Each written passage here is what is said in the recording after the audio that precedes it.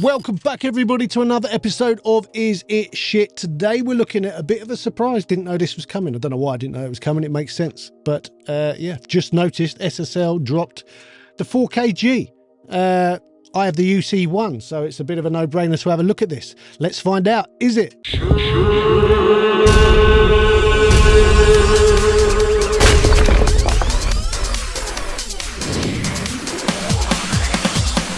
So yes, the SSL 4KG, based on the G Series console. What can I tell you about the G Series console? Well, I can tell you that I was using a G Series and an E Series at the same time in the same studio. We had both in 1990, and I was learning the E Series, and the G Series I wasn't allowed to go near for a while. It was like that was the new desk. I think the E Series had come out in about 79. And we had a very rare one of the first ones. The G Series, I think, came out in 1987, I think it was. So it was brand new almost when I had it, was using it. And it made some specific improvements over the E Series in order to stay relevant. Focusrite EQ was very highly regarded at this point in the 80s. And SSL decided to change the EQ up a bit, so they added this, what we call now the purple EQ, I suppose. The G Series EQ had a bunch of improvements. It worked in a more proportional way to try and combat, everyone's love of what Focusrite were doing at the time. You could have, obviously, it came with Total Recall, which was the recall system the E Series had as well, where basically there was a computer. It would store all the positions of all the pots and the faders and everything else, and it would show you a graphic of that, and you could put them back. You still had to do it yourself, but it was at the time how everyone did recall. But the G Series, I don't think it was available immediately. I think it came a few years after the release. They had added something called Ultimation, and Ultimation was basically when we got faders for the first time that were automated. Neve at the same time were doing their flying faders, and SSL version was called Ultimation, where you could do fader moves and it would repeat them. It was all pretty cool. It was all very exciting in those days. Anyway, let's talk about the plugin as opposed to the hardware. The same as all the current range of SSL console plugins, it's got the same look. We've got the filters and the EQ on the left. You've then got the dynamics on the right with the routing, and then in the middle you've got basically like the channel fader stuff. So if this was a real one, it's the same channel strip as a G Series. It's been chopped into 3 and stacked together, and with some really nice metering in between. I think the design is awesome. They nailed it when they first came up with this look. They shouldn't change. It looks cool. Anyway, let's go through it from the top left. We've got the filter section first. You've got your high pass and you've got your low pass, and you've got your filters in or not in button. We've then got the EQ. So in sort of not depressed mode, we have got the purple high frequency at the top. You've then got the green high mid frequency directly under that. You've then got the blue low mid frequency and the black low frequency at the bottom. We then have some buttons we can press to change things up a bit. So if we push the button in the high frequency area, it actually changes the high mid into ×3. So if you're on 3, it's going to be 9. If you're on 7, it's going to be 21.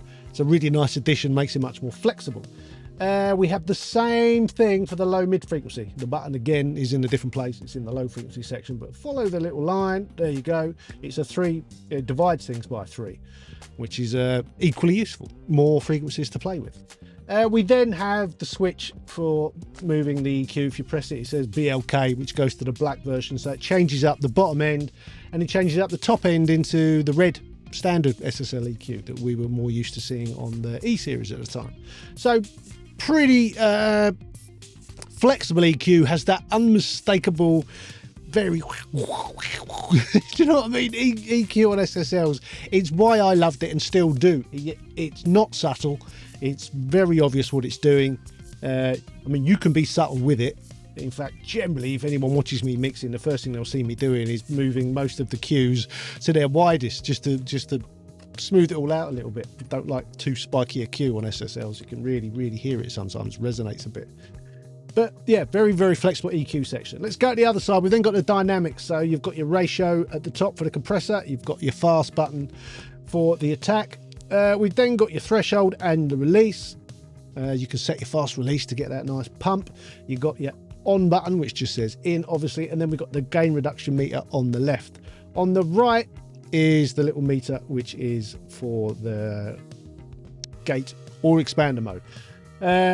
It does that SSL thing again. It's slightly different to what you'd get on the B maybe, but it still can do that really cool thing where you can make something rhythmic bounce just by setting the expander or the gate, they both work, to sort of duck down and then come back again, and you just use the release to get the tempo just right. It's a really cool thing. You've got the button to turn it from a gate into an expander, and you've got also a fast attack button.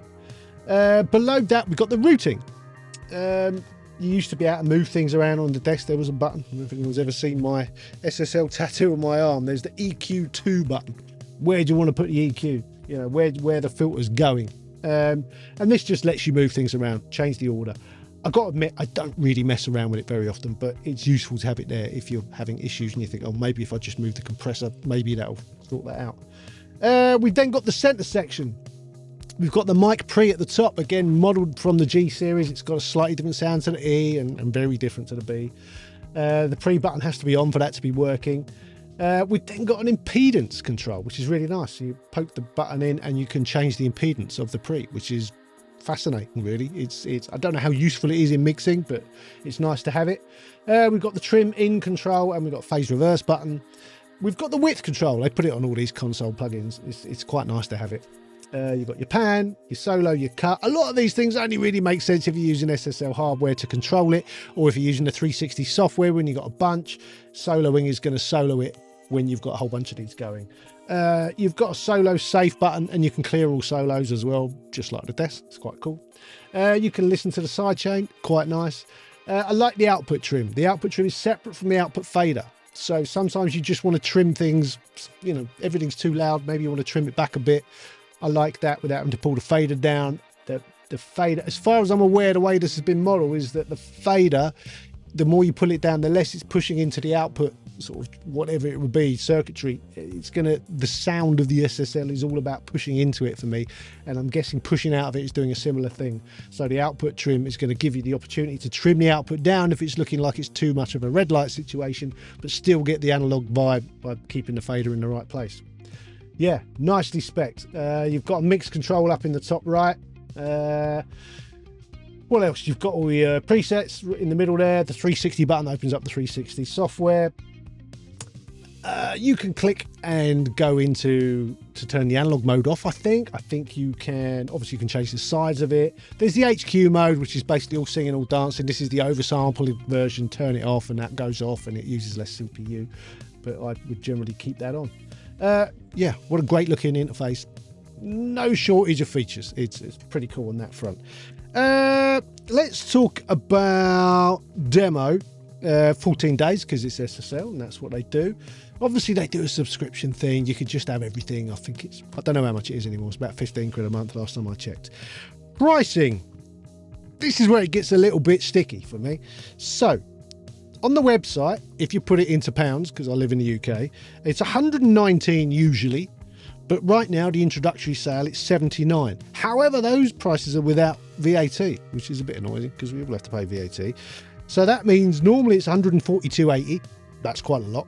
But in the sale right now, it's 94.80. That's still quite a lot. However, if you own a UF1, a UC1 or a UF8, any of their hardware controllers, you can get it right now for $49. There didn't appear to be a pound equivalent, even though it was on sterling mode. So yeah, $49 if you've got any of the hardware controllers, you can go and grab this for. Otherwise, it's going to cost you $142.80 at some point, or right now, $94.80. Yeah, clear as custard. They need to sort that out. But whatever.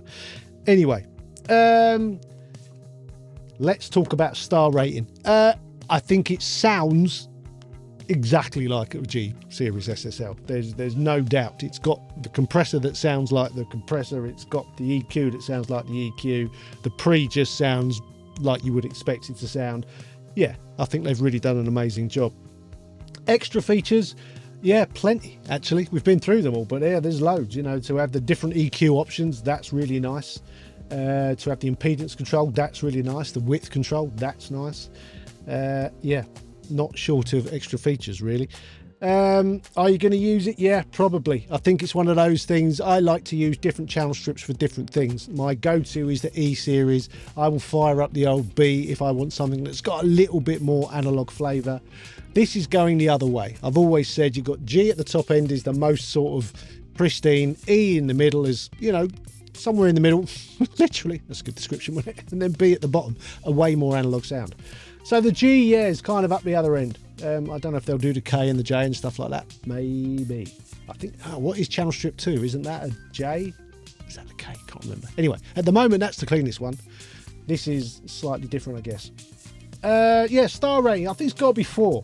And the only reason I'm knocking them one off is the ridiculous price thing. I think it's a little bit pricey, unless you've got the hardware so that you can pick it up for $49. I think 142.80 is too much. 94.80, yeah, we're in the okay territory. Not brilliant. Be nice to see it a little bit lower than that. But yeah, wonderful plug-in. Go and listen to the demo at the end. I think you'll see it's got that SSL footprint all over it. Anyway, it's a good plug-in for all of us that can't afford the Oracle. Just want some SSL sounds without buying 105 grams worth of hardware. Anyway, I hope you enjoyed that. If you could like the video, that really helps. If you subscribe to the channel, that helps even more. There's 2 Instagrams, there's Studio Life 101 for the channel, and there's Mixdown Mastering, which is for my mixing and mastering business. You can go to the website, there's the top 5 plugins. There's also courses on mixing and mastering and other stuff. And I will see you in the next one. Adios.